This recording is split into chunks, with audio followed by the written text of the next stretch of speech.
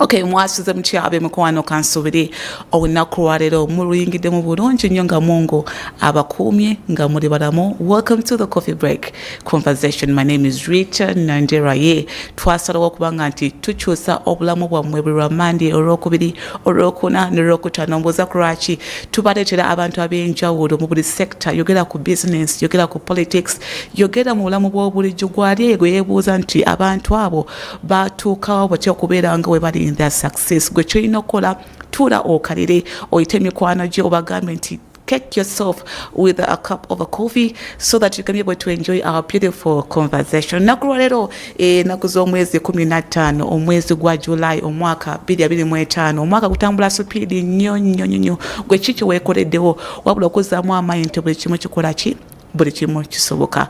Olunaku lwaleero tugenda kukwasaganya ku nsonga ya traders ne business mu downtown omu kibuga kyaffe Kampala. Tugambe tukitegeddwako oba tukimanyi naffe abalabi baffe abalungi nti business zisinzewo okuyimirizaawo ensi yaffe e Uganda economically, socially n'ebintu ebisinga. So olunaku lwaleero neegatiddwako omukulu okuva mu UNATA, yes, Uganda National Traders Association, ekulibwa omukulu waffe gwe tuyita Katongole Godfrey. Naye era olunaku lwaleero atusindikira obubaka agenda omukiikirira the executive director alina erinnya gadde mbuzaana abalabi baffe oba emikwano gyange ntono muntu mutoro muganda muki naye era ajja tubulira amanya ge wa tribe ki aviriddewa mu bintu ebisinga. Muzikirize nyanjule omukulu waffe wa executive director Kwebiha Abwooli, yes, jenjokomako era akwasaganyizza business oba y'omuntu asazeewo okubanga nti ayambako aba traders oba bana business mu kibuga all the parts of the country in Uganda okubanga nti business zitambula bulungi nnyo. Tutandise okulaba seba. It's a big honor kubeera ku Family TV. Amanya Kwebiha Muzamili Abwooli. Well, bambuzizza which tribe like I'm a Ugandan. A Ugandan, yes. Exactly. I don't want to go, tribe and all that. I'm a computer racist. But it's good to be on Family TV. Atena mwebale kubeera nga ensonga zaffe ng'ez'abasuubuzi mubeera nga muzi all the time. Kino ekintu kirungi nnyo kubanga Uganda etambulira mu byanfuna. Yes, ebyenfuna bibeera ebibi ne political atmosphere will crumble. Social affairs tezijja genda bulungi. So like ebyenfuna bye biyimiza buli kintu. Ne bw'oba ogenze mu church, pastor bano abalinamuko ebyenfuna ebitegereka abatuuza ku mwanja awo. So like wekityo ekintu wekitambula. Otherwise, the executive director wa Uganda National Traders Alliance Association, yes, Alliance. Ndowooza tutandike tutegeere omuntu ali eyo ayagala kutegeera nti are you a businessman, are you a policy maker, are you a leadership figure, omanyi mulina positions ezo bwezityo naye tetumanyi how did you manage to become the executive director of UNATA? Kyaye kyaviirako ki? Well, professionally, I'm a lawyer. Okay. And mbadde mu business for a very long time nange ng'omuntu ng'emyaka emeka osobola otunyirako well like mbadde mu business okuva 2003 nga ndi mu business ku William Street awo ku Kirumira Towers awo ne Kalungi Plaza bamanyi nnyo and all that. So nabeeramu emyaka mingi ngeno bw'okola ebirala and all that kubanga at the end of the day olina okubeera ng'ogattagatta ebintu kasavu kanyama tojja kubeera mu service emu yokka. It's all about diversification. Ebintu kati bye tulimu mu nsi ennaku zino tobibeesiba ku kintu kimu like kijja crumbling olina okulaba ng'okwataganya kino na kiri. Era nga President Museveni bw'atera okugamba nti okulembeka wano ne wali and all that. So seewuunya okusanga lawyer ng'ate mulimi oba businessman. Exactly. Kulaba nga mu nsawo muno at the end of the day ensawo eyo zitowa kyenkana ki kyekisinga obukulu. So becoming the executive director of UNATA, absolutely, I'm into also some kind of policy, abasuubuzi handling batya the policy level, waliwo ekintu kyolabanga kijja eventually no icho tukitambuze mbwe kiti ne stakeholders kuba at the end of the day nga yonata twasabye government in policy formation abasuubuzi balina ba consulting ku issues zaabwe sikera bukeze ngati kati omuzino omusolo gwe guli kati kuno tukutadde and all that, so the taxpayer should be consulted thoroughly okulabanga ebintu bitambula nga batambulira wamu we in the same footstep to avoid collusion kubanga kati bino bemulaba abasuubuzi nga batomeragana ne ba stakeholders batomeragana ne URA batomeragana ne Uganda National Bureau of Standards batomeragana ne local government tax kind collectors and all that byonna biva mu policies okubeera nga bazikola nga bano bennyini bezikwatako tebaba consulting tubeera awo kivola nti no at the end of the day every financial year URA eita abantu for Twitter some tax budget analysis kotela Africana wano batera nyo Twitter tugendeyo batubulire wawe bongeze emisolo wawe bagize bati wawe bagiji wali tax exemption because of it, but at the end of the day otubulire already omaze kisa. Why don't you really consult us? Why don't you engage us in this policy formation? Kati fe nga yunata come budget eja and policies kwata kubasuubuzi we are pushing to be consulted for any policy, for any tax act abe ejizengo baba chikoza amendment, we must be consulted okwa avoiding a collusion kuba twagala kutambulira mu government buli wamu ebanga lyobadde ngoli mu business community mu kibuga kyaffe Kampala from 2003 up to date biki byolabye nti ogamba nti entalo zetulimu kati ng'abasuubuzi kyatandika kyaviirawa kulowooza ensonga okubanga nti every now and then mwaga okumitinga omukulembeze every now and then mwine basoomoza ng'abasuubuzi to the extent of even closing up your shops olowooza for the time being you have been there the survey gyokoze obuzibu butandikirawa obuzibu bwennyini first of all obutandikira nti omusuubuzi ogundi government yo enoonya nayo okufuna kugamba government ebeerako n'abagirowooleza ne bagamba nti kakati eri eno tugyongereko omusolo tujja kuyingiza tujja kweyongerako bino byowulira nti kakati budget yagezze era twahitinze target kati ogenda okwesanga like the other time twalina 51 trillion kati ate wakati awo biwedde tubadde ne 72 kati means ne weebuuza government buli bweyagala okugaziya ennyingiza eventually gwezijjamu ono ye mwennyini ayimiridde atya ye yagaziye oba yasigadde mutono oba okitegeera kubanga taxpayer ono gwogambye nti olwaleero this year is 52 trillion zenkwagalamu next financial year 72 trillion the other year and all that government program okubeera ng'egaziya omusolo eventually tugenza okulanga tekwatagana bulungi na musasuzi wa musolo ye omusasuzi w'omusolo ojja kwesanga nga ye asigadde anyigirizibwa bunyigirizibwa. Nja ku example when you wake up n'ogamba nti income tax is 30%, eventually absolutely 30% from what obokira kubanga tibodira n'ogamba nti omusajja oyo yafuna akakadde naye ngena musalako pay as you earn or 30% income tax every month is really big money relating n'ebintu ebirala ebimukwatako naye obulamu bw'okubeerawo omuntu ono bw'aba afuna akakadde n'omutwalako emitwalo 3 at the end of the day nga ennyumba yennyini etegerekeka olwaleero etegerekeka ina abaana 3 and all that asula lubaga room emu ng'eri ku mitwalo 5 gwamututteko emitwalo 3 eventually ogenda okwesanga nga ina abaana ayagala basomereko mu ssomero etegerekeka at the end of the day omuntu oyo ajja kubeera nga munyiivu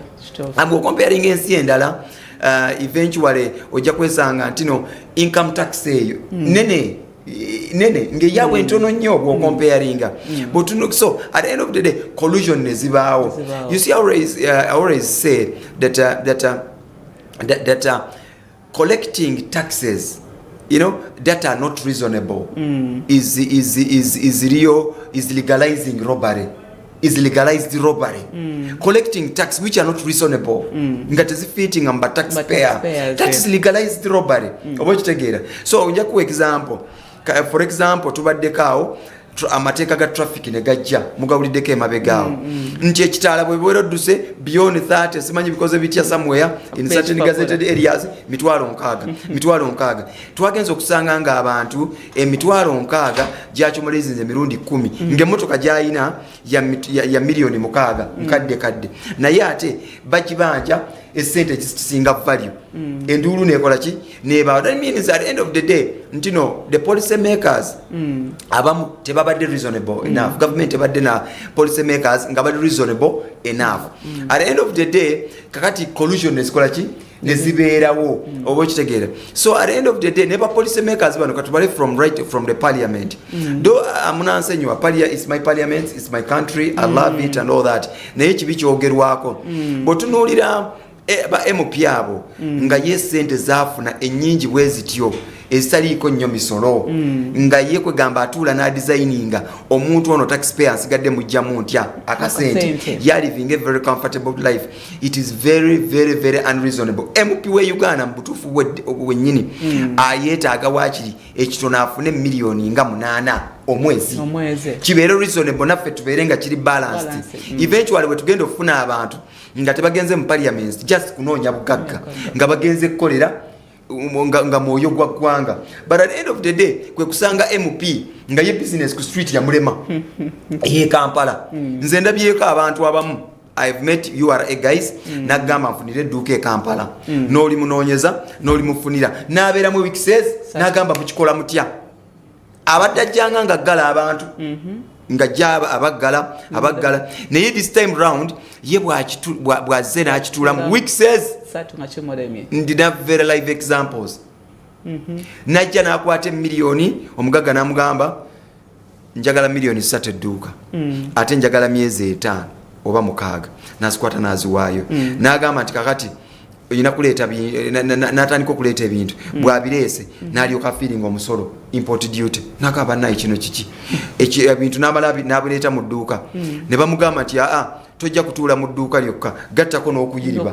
Kakati at the end of the day n'abeera nga bimulemye kati at the end of the day emyezi ne giggwako nga nti obukadde 3 tuwagala n'alivinga n'agamba nti oyo no amalako time ye yasasula oyo w'amaanyi nnyo.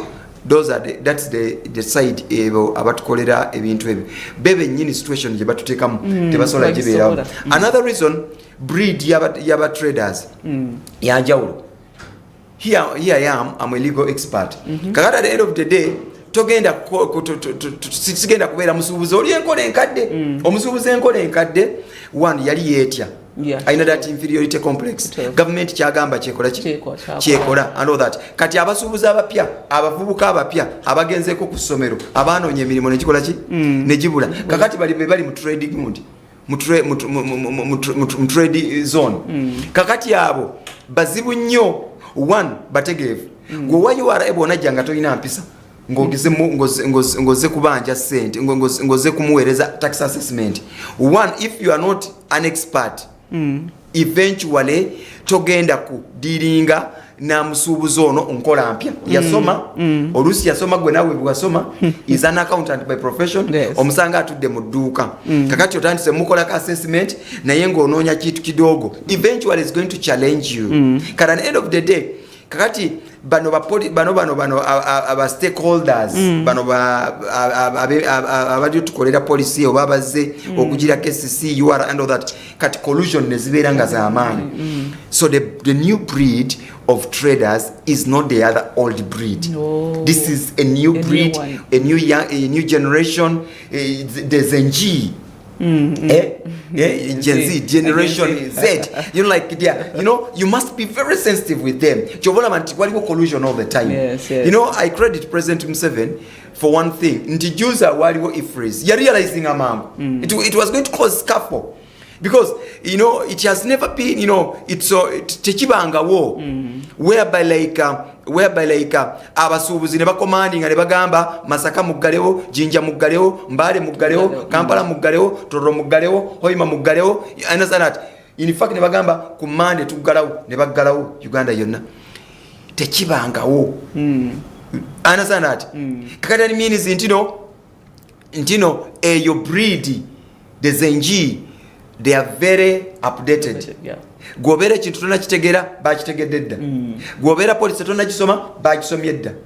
Ejo nayo nebera collusion ngeri yawo. That means tugamba ba stakeholders abadiringa ne ba traders, they must be well defined. Yes. They must be well versed with what they are doing professionally. Bye bino byoli okuwulira ku nnyonyi kugundi ku kisaawe ky'ennyonyi eky'e Uganda and all that.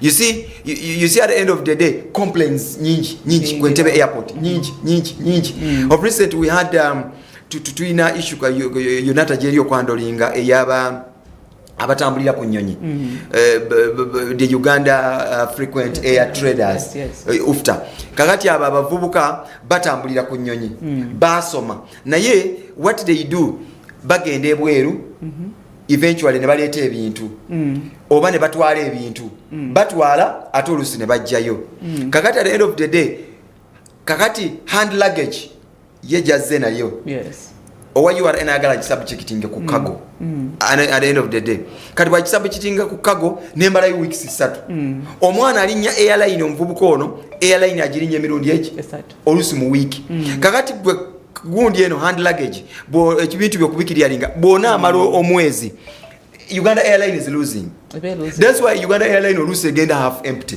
It is making that you are ayandi bade coordinating abulungi nti bana abatambulira ku nnyonyi ewaffe eyaffe yennyini Bombardier eyatwalako sente nyingi eventually abantu abalina okubeera bankizo obukira kati Uganda balina obuzibu obumu omuntu abeera mu office ng'asasula omusolo ogwa taxpayer ate n'abonyabonya taxpayer n'osanga omwana house girl yafunye omulimu e Dubai oba Abu Dhabi kakati ate bw'aba ayita ku kisaawe ky'ennyonyi ono akola check-in bw'arealizinga nti bambi mubisi n'asooka atizinga omwana na bulldozing omwana at the end of the day kugamba n'atamuwa reception eyo eventually at the end of the day ogenda okulaba kitu kidogo awo ng'eyitawo bamuweeyo ke bamuwaayo.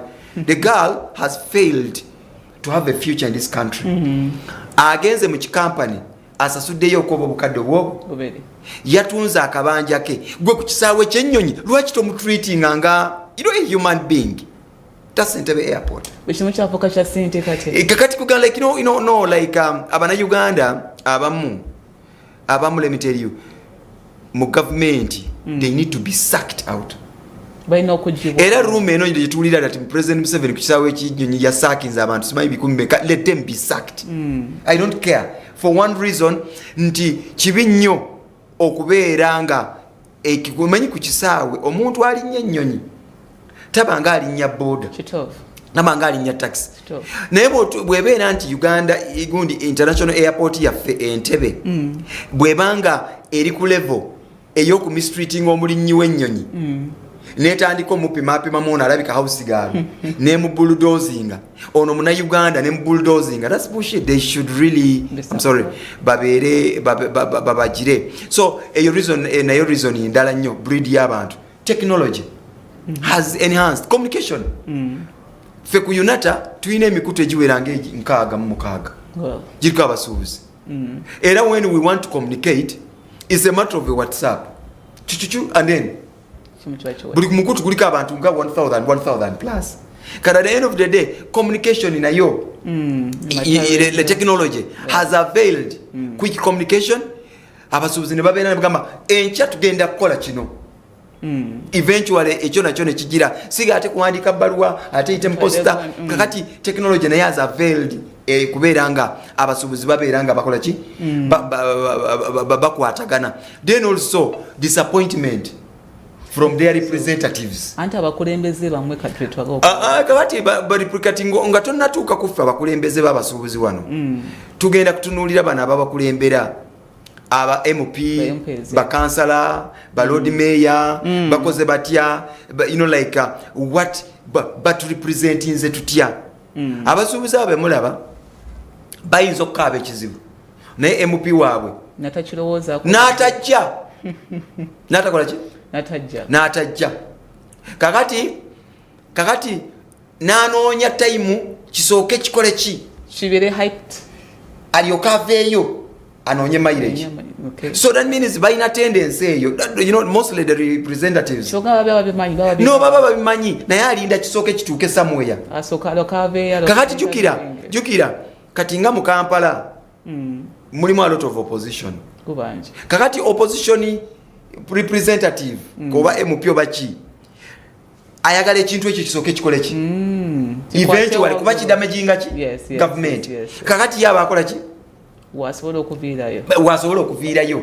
Kakati miezi bwe kimala okudamaginga government enough n'alyoka avaayo era n'omuloweko omulaba ku floor ya parliament nga kugamba alaga nti alikola nnyo. But why did he solve this problem at the beginning before it becomes kyova olaba for us twagoba abannabyabufuzi wansi eno abagobera ddala these processions are ways of demonstration we chased them during the time of Kadaga. Well, like no, once gwe bwobanga MP oyagala ku demonstrating don't spoil our atmosphere, working atmosphere. Don't demonstrate. Bw'obozze jangu solve the problem reasonably and all that to causing environment ekyankananya omusuubuzi alina ebizibu bingi ewedduuka mubanja owakasasira mubanja owalayisinsa mubanja at the end of the day balina URM li ku mutwe kale at the end of the day oba oliawo nti goize oyagala visibility. So at the end of the day aba representative nabo tebabadde tebatupresentire bulungi. They've not been reasonable enough okulaba nga probably our cause are well championed bulungi nnyo. So ekyo nakyo kizibu nnyo. So at the end of the day nze engeri gye ndaba era government njiwa amagezi nti ebeere very very keen ku issues z'abawi b'omusolo naddala abasuubuzi. Then ekirala bubu buy Uganda build Uganda. Twandikirawo nga tuwumuddemuko ensonga eyo nayo nkulu nnyo kubanga mujogeddeko tulowooza nti ebintu byaffe bye Uganda byesonyiwe oba tusigale nga tuyingiza ebyebweru. Kale muzikirize, get yourself a cup of coffee and you enjoy the beautiful conversation. We'll be right back after this quick commercial break.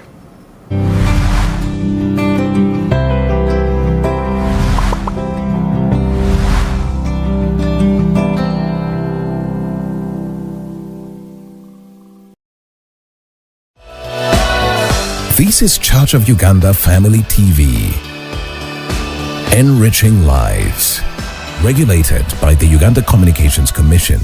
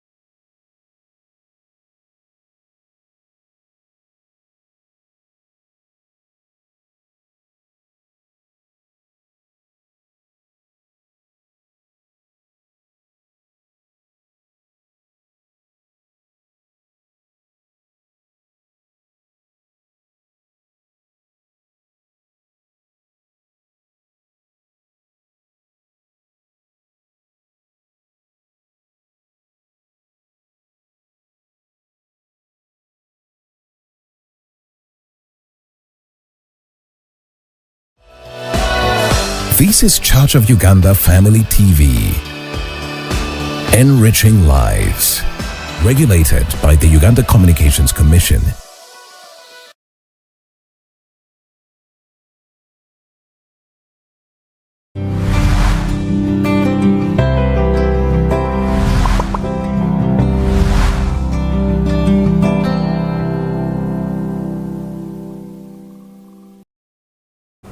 kale mukulikeeyo mu bulango bw'abakama baffe tukyagendera mu maaso nga twogera ku nsonga ya obusuubuzi oba business mu nsi yaffe e Uganda. Yo okuva dda tulabye nga abasuubuzi bagalawo amaduuka, tulabye nga aba leaders more the different parties of course nga bavaayo nga bamitinga obukulembeze nga bagezaako kubanga nti bateekayo ensonga z'abasuubuzi to be worked on. Era omukulu ayogedde ku nsonga ezisingako in the first segment era nga tetulina kuwumulamuko abadde highlighting ku nsonga ya Buy Uganda, Build Uganda. Abannayuganda lwaki tetwagala kuwagira byaffe ensonga ya quality, nsonga ya tusobola kiki, sooka otubuulire ensonga eyo. You see, Bubu is a policy. It is a policy. It is a policy. Buy Uganda, build Uganda. Whatever it is. It's Bubu. But what I want people to understand is that yes, we would love to build Uganda, we would love to buy Uganda. But policy eyo yaleetedde omusuubuzi importer okugwa. Atya. Yes. Kugamba like abantu omusuubuzi ayinza okubeera agenze e Bulaaya manya egundi emitala w'amayanja China ng'abadde aleeta jeani oba t-shirt and all that. But at the end of the day ono wavaayo omuntu omu n'agamba ezo jeani z'aleeta n'amasaati ndaleese machine ebikola ki? Ebikola. Kakati gwe abadde abireeta government neteekawo what you call a deterrent tax. Deterrent, that means omusolo ogukulemesa gwe abireeta kubanga ono yagambye abikola ki? Abikola. Ono yagambye abikola. That means government netunuulira ono abikola agenda ku employing abantu. Good. Agenda abantu abo bagenda kusasula pay as you earn. Good. Omuntu ono agenda kusasula income tax on net profit, something like that. Kakati at the end of the day ne baddira ono yabikolera wano ne bamuweereza enkizo. Kakati ate ono ayabadde abireeta abadde akolesa katubale emitwalo ng'etaano egya dola badde ng'example bwe bukadde nga 180 something like that. Kati agenda okugira ati agenda okubireeta niyoga nti value eno kati jeani tusipimira mu kilo. Buli kilo ya jeani tugenda kukyajinga $2 mu 0.7. Kati ogenda okulaba nga tojja kukola ki kusoboka ekizibu ono yagambye abikolera wano we tusinze okufunira obuzibu ne government ayagambye abikolera wano tutandika kati ffe tugenzeko ku ssomero banaye bantu balime tusiriwaza. Ono bw'aba agamba nti akola engoye walina okubeerawo signs eziraga nti akola engoye era certain areas zirina okubeera boosted. Bwema nti ndi mapamba esoroti oberira ntandika okulaba abalimi ba pamba nga bakulaakulana era nga pamba ajja mu factory wono. Understand that? Kakati ntandika okulaba bwabaawo abalala nga amapeesa gano bagajja mu mayembe oba biki mayembe gente amapeesa ago balina ngeje balina products bagajjamu. Ntandika okulaba nga waliwo boost yawo naye ngenda okulaba omusajja factory agitaddewo pamba abalimi ba pamba bakaaba tebalina batunda pamba. Musajja agambye akola engoye azikola mu kyono oba okitegeera. Kakati ogenda okwetegereza ng'omusajja mazima ddala bw'aba taleese jeani namba n'agiteeka mu enamanve oba n'agiteeka Mbale Industrial Park okuva ewaabwe China aleeta najja n'agiyungira wano. Ayinza ogireeta nga kugamba like eringa entaggulule kati bwajja wano ne bagitunga ne bagigattagatta kati n'akola assembling of a jeani kati ne bagiyita factory. Nakati mu mateeka ga manufacturing anassembola is also a manufacturer. That is the funny part of it. That is the law. That is the what? The law. Naye omuntu akola assembling ono bannange naye era bwe tuddayo I think we need a judicial review on this. Like mazima ddala omuntu ali akola assembling is not manufacturing. Kakati means n'alemesa ono kakati ono bwe yaleese ebintu by'oweddole emitwalo 5 bwe yatuuse wano n'abikola mu loss n'agwa n'afuuka n'adda ku mitwalo 4. Kati bw'alemerako bambi talina kyakola kyanoonye kyakkola kyatagala n'addayo n'aleeta ebirala. Kakati means nti no at the end of the day obwetaavu ne busigala nga buli mu bakasitoma bagenda okucekinga quality y'ono eya jini z'agamba nga mazima ddala toyinza gyambala weeks 2. Yes, to supporting kyaffe patriotism, nationalism and all that. Naye bano babagamba nti no bana abali mu manufacturing abamu balimba bulimbi they are liars. Kakati means wano importer ne yekyanga importer ono bwakera nagamba kale jini muzikola nti ye najja n'agenda mu Australia n'agamba what do you know njagalayo container 5 bamugamba bannange tujja zikolera emyezi 6. Kakati means oyo just muntu kakati means still government ereme kulimba government wakyaliwo eyo tetunnatuukayo kati gwe nga tonnasuula busuubuzi ono importer kola ebintu nga biri rational nga biri reasonable. Ba manufacturer bange bennina bannange bali ku level eno bwe bati naye ba importer bano nabo tubaregulatingemuuko bwe bati tubalekeremuuko allowance nga nabano bwe beetereza. Kati that's the problem.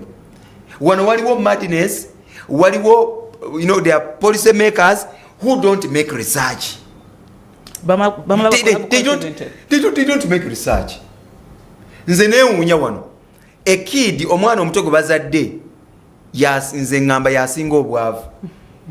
Lwaki? Azaalibwa talina kantu wadde ku mubiri era bw'atuuka ku nsi kuno atandikirawo bipya. Daddy namugulira akagoye anti najja n'amwaniriza namugulirayo kanapi and all that. Naye noddira pampa n'oziteekako omusolo. Obo kitegeera kati pampa ez'abakadde ne zibaako omusolo n'ez'abaana abato ne zibaako omusolo. These are vulnerable people. Now people who make such policies lwaki balaluwe batyo ate baba beeyongeza ssente ba member parliament bonna beegatta era mu Uganda baleme kubalimba bwe bituuka ku ssente parliament ya Uganda eyo nga bagenda okweyongeza bonna beegatta aba movement n'aba opposition bonna ku musaala beggalirayo ne balyoka baguduumuula bo bennyini oba kitegeera. So that means these policy makers singa nze nfuuka president bannange kuba nina dream one time I must stand for president muninde mwaka kyogo nze amanyi at the right time naye parliament eyo yetegeke pozi we tulituukira yeeyo tujemu abakulembeze atalina mulamwa one okusoma kwabwe kulina okweyongerako. Si tujja kuhavinga abantu ba senior 6 mbube bagenda okurepresenting abantu no simanyi lwaki government yakikola bwetyo. Abantu bamadiguli bali awo abantu let me tell you people should not undermine education but they shouldn't. Is a very strong kind of weapon and all that. Kakati ono wa senior 6 agenda akolera amateeka agali okolesebwa balooya mu courts and all that legislator like tola bantu bino tibate waliwo abali mu parliament tebamanyi what is going on. Bebali tukolera amateeka ga environment bebali tukolera amateeka ga trade and all that. What can a senior 6 like munsanyiwe really asobola okuanalyzinga policy najjamu ekituufu Chuvula baba mbasiba mu nkubo za parliament omo basanga they are very idle abamu they are very idle. They are very idle. When you talk to them, you see a lot of nothing coming out of their heads. Abamu, I'm sorry to say. Chovola ba waliwo be mupya abamu nalabako segona ngagamba munansenyiwa ngagamba if we are very few very substantial nga mwe areas endala mwasala otusindikira abantu abalala betulina tesa nabo nga bafaanana bwe batyo mwagala tubakolere ki. Kakati means eyo nayo parliament ejolaba yaffe eyo nabo buzibu teina quality obo kiraba eri awo nayo bwe buzibu obwo bwe tufunyeemu. Kati bubu eno gyolaba nayo abagisetinga naba ate abagiyopushinga tebaanalizinga bulungi anasembola atali kwongerako mulimi mbwakola ngoye omulimi werira cotton teyeyongeddeeko mbwakola juice ne baleeta obulesi bikala nga bivudde ebweru ne babitabulira wano si mikyungwa nti gyeyongeddeko oba miyembe abo nabo ne babeeraawo ebyo ebintu ebyo najja alemesa omusuubuzi wano aleeta ebintu wano n'alyoka akaaba ekirala waliwo abantu abamu nga bw'olinnyo ennyonyi n'oleeta ebintu ne balaba nga obireesa omulundi gumu ogwokubiri obireeta kaliitiriiti bambi wazudde akantuko mangu nnyo nga waliwo abali mu gundi abali mu gavumenti abamu mangu nnyo nga ajja ng'akiyingiramu ekyo nga yatandika okukikola gw'ogenda okireeta wano nga bako like that's how Uganda is. Your innovation will always be stolen by certain people who are very idle. And when they want to implement it, they cannot implement it like ngoli ya kirowoozaako. Sinza kuddira nga nze nafumba project yange bulungi mu bwongo nenji kuleetedde project yange onyambeko giboosting somewhere kati gwe n'oginzibako n'olowooza nti ogenda giteeka mu nkola kuba nze yagirowoozaako waliwo ebirala bye sijja kukubuulira kati ne busuubuzi nabo twafunyemu obuzibu obwo omusuubuzi akeera n'adiscoveringa nti ye kakati waliwo obuuma abantu balimisizza nnyo enkumbi naye mikono very long time n'agenda China n'agamba naye tewaliyo nkumbi eya sola gye nnyinza okugira kati eventually ng'omusajja adiscoveringa nti waliyo enkumbi ya mitwalo 10 ero ya sola era mwana wattu osindika nsindike ngegenda erima oba oteekamu petrol nga bw'olaba akasaawo akuguma obusaawo obwo n'enkumbi gyeziri oli oluzireeta omulundi gumu mirundi ebiri mirundi esatu and all that mu URA mulinga mulimu bambega nga babuulira abanene baabwe enkumbi kati zitunda gw'ogenda ogireeta ng'omusolo guli waggulu kati nabyo bizibu mulimu aba elites abasomye na discovering ekintu kye ng'abeera ne innovation ye naye bigibeerako bavubuka bambi nolaba ng'agiriko n'agibuilding n'agamba anoonya President Museveni wagwira ku bakigatto ba power broker nga mwana wattu omwana oyo amanya akantu kaako project yeeyo yeri mujja mu bwavu like it's not easy to make research. That's why governments endala keeping America okubeera ng'eri waggulu ne China ne develop country research kati Ugandans managing abamu in government they don't do research. They just steal other people's research ate be bazibbyeko tebagala bateeka in the same project kale project bw'obonzi byeko nange ndeeta mbeeremu. And at the end of the day, ogenda okulaba nga omusajja anoonya President Museveni. Omanyi kati abantu bonna banoonya musajja ogwo President Museveni kenne mutuukako kendigira naye nyamba buulire waliwo abamutuuseeko ne batafuna nze nakamulaba emirundi 6 naye nga sigaggawalanga oba kitegeera kakati buli omu riziki ayina waliwo ajja ogifumira ku Family TV wano nga yewali riziki ye wajja okugaggawalira waliwo ejjagenda wa President Museveni akomewo nga buki nga bwali kati that means okubba obuyiiya mu Uganda nakyo kibi nakyo twakifunyemu obuki nnyo ba elites abavubuka abeeyiye ebintu byabwe bwe babitwala waliwo abantu ndi mu State House simanyi bw'ogimuwa bwe pap n'agiraba nga nnungi ateekawo linnya lya mwana we ebyo nabyo ebintu ebyo mubirekere bibi. Yes, nga tuwumbabumba obudde butwala speed tulina information mungi nnyo bino by'oyogedde bilekawo omuntu oyo because I do believe that many people who want to start up businesses nenga ekiri more downtown okuva dda bibalemeseza of getting ahead or even to proceed with this. Yes, magezi kigoba. Well, first of all omuntu ayagala kutandika business mu Kampala wakati mu CBD mu Kinya na Bugabo all that areas mmanye zivaamu sente nyingi kuba docket buli weggalawo padenge gaddewo CBD gyolaba you are losing billions oba mukaga a day. Jovola Museveni yaitaiza kukkiriza kati right now business can be eyinza okukolebwa awantu wonna ojja genda weeteeke ku maduuka g'omu kibuga Kampala ga bbeeyi mu CBD naye ate njagala nkubabuulire teri kizimbe biri mu Kampala wakati bitali mu outskirts. Arcades ziri everywhere oba kitegeera kakati gwe bw'oba ojja njagala omanye nti mu kibuga wakati abandyetaaza okukoleramu be balibwa olina kubeera ng'oli munene nti mazima ddala abantu bajja ne bakugulako ebintu mu lamp sum nti oli muleesi wangatto zireeta mu bungi naye gwe agenda okubeera simanyi ogenda kufuna essa nga ttono nnyo manya nti olina kubeera ate muyiribi ku levo ya waggulu ng'oyiriba wano n'oyiriba wali ng'era netiwaaka gyo olina otundamu engatto either ozipostinga ng'eno olinawo ka adress ate njagala omanye ntino abanene b'omu kibuga Kampala mu arcades ennene ziri esuubuza bannabugabo saawa 4 saawa 5 saawa 6 saawa 8 yaba amaze okukola kubanga waliwo bavudde Arua ne bagula katono 2 n'agula 6 n'agula 8 gwatunda akamu ogenda kusigala ng'obonaabona ebintu ebyo bituleetedde n'obuzibu kyova olaba arcades zirina lodges waggulu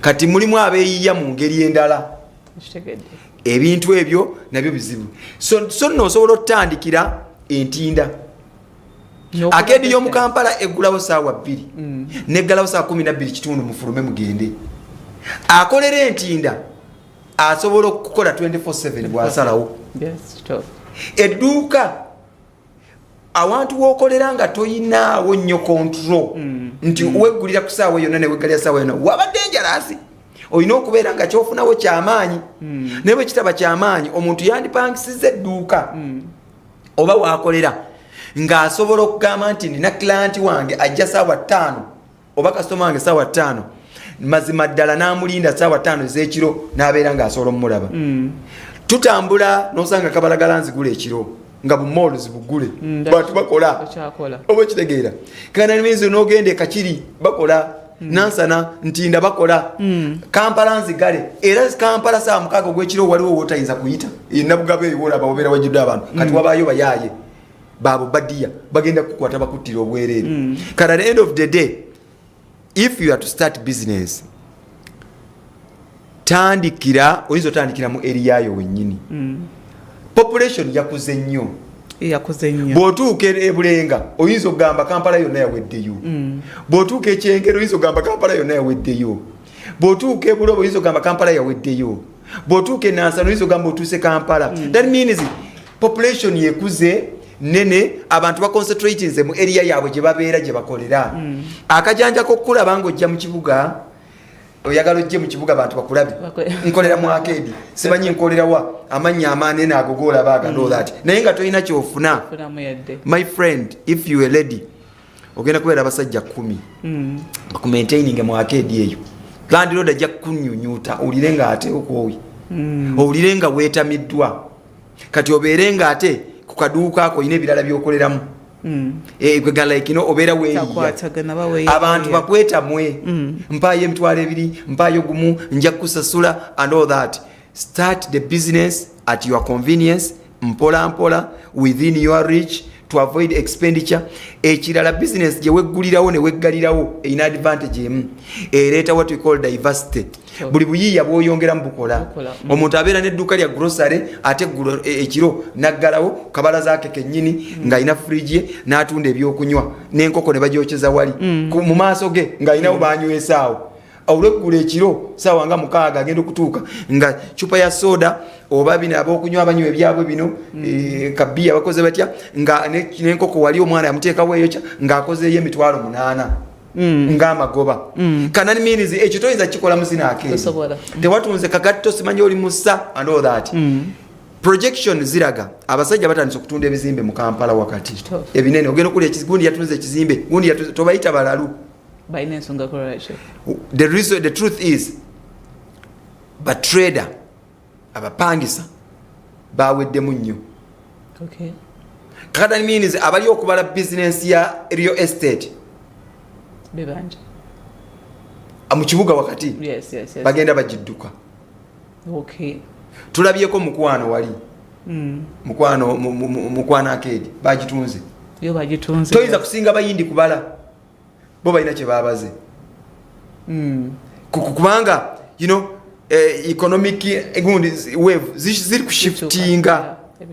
ziri kushiftinga kakati kakati wano waliwo abalala bali okugula ebizimbe omanyi kati ettaka lya Uganda lyerimu erisinga ebbeeyi in the whole world naye ate the truth is that city lyavvalye nnyo there is anxiety ebatawaanya bwemba n'arcade nja kugira bwenti bwemba ngune that anxiety kana means within real estate ebizimbe ebimu ogenda kwesanga return on investment tajifunyenga bwa